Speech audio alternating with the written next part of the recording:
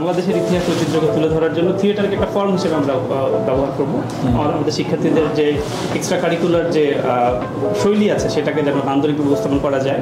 আর বিশেষ করে স্যার যে কথা সরাসরি বললে শোনে না, সেটাকে যদি নাটক করে বলা হয় তাহলে কিন্তু আমরা সেই জায়গাটা ধরতে চাই। তো আমরা বিভিন্ন ডিপার্টমেন্টের ছাত্রদেরকে নিয়ে বড় একটা থিয়েটার ক্লাব করবো এবং আমরা নিয়মিত চর্চা করবো স্যার। আপনাদের দোয়া চাই যেন আমাদের Asia university theatre film club ভালো করে।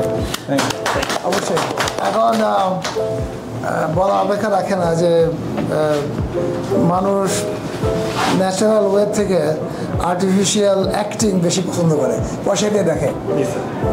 ন্যাচারাল জিনিসকে পয়সা দেখে না, কিন্তু আর্টিফিশিয়াল কিন্তু পয়সা দেখে।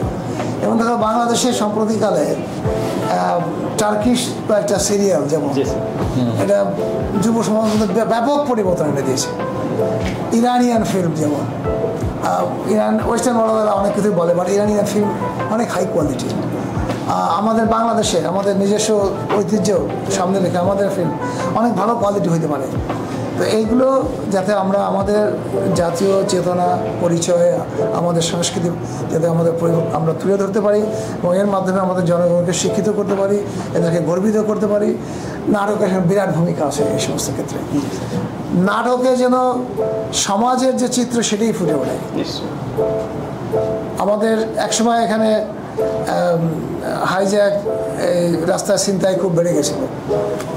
হয়তো তোমাদের হয়তো খেয়াল নাই, বা যারা একটু ইয়া বলটা তার মনে আছে, বাকের ভাই নামে এক চরিত্র এসে পুরো জিনিসটাকে তুলে ধরেছিল। একটা হুমায়ুন আহমদের একটা চরিত্র বাকের ভাই, এবং বাকের ভাই যে যখন ফাঁসি হয়, নাটকে ফাঁসি হয়েছে, আসল ফাঁসি না, তাতেই মানুষ মিছিল করছে বাকের ভাই ফাঁসি কেন।